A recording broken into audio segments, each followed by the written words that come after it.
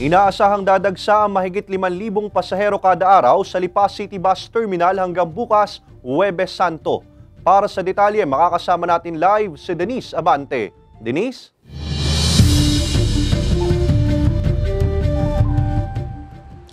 Sa mensaheng ipinadala sa atin kanina ng isang dispatcher mula sa Lipa City Bus Terminal, bahagyan na raw nararanasan ang buhos ng mga pasahero ngayong hapon.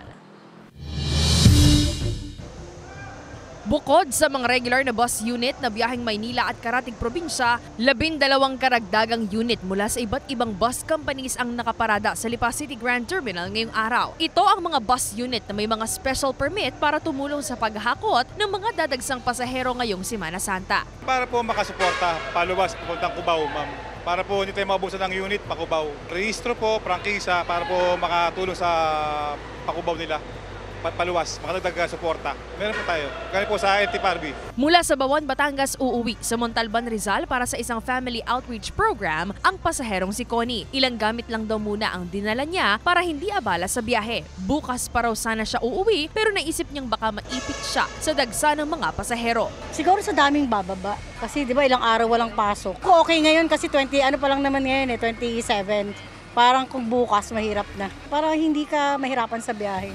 Tsaka nakaka-stress masyadong traffic.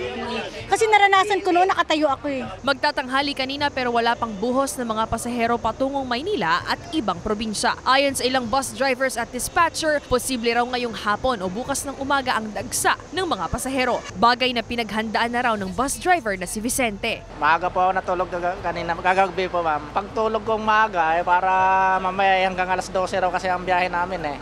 Para hindi po antukin sa biyahe. Kung walang gaanong pila sa mga linya ng bus, kapansin-pansin naman ang bagyang paghaba ng pila ng mga pasaherong naghihintay ng jeep patungong Lobo, Batangas. Nagkaroon daw ng pagbagal sa turnaround time o ang pagbalik ng mga modernized jeep mula sa Lobo pabalik sa Lipa City na inaabot ng humigit kumulang 2 oras. Sobrang tagal ng biyahe tapos traffic sa dagatan. Ilan po ba yung biyahe natin? 8. Siguro sa banda-banda pa yan. Kailangan nilang magtiyaga talaga sa pila. Ang mag-anak na ito ni Junita mula sa Maynila, napasalampak na lang sa sahig habang naghihintay ng masasakyan.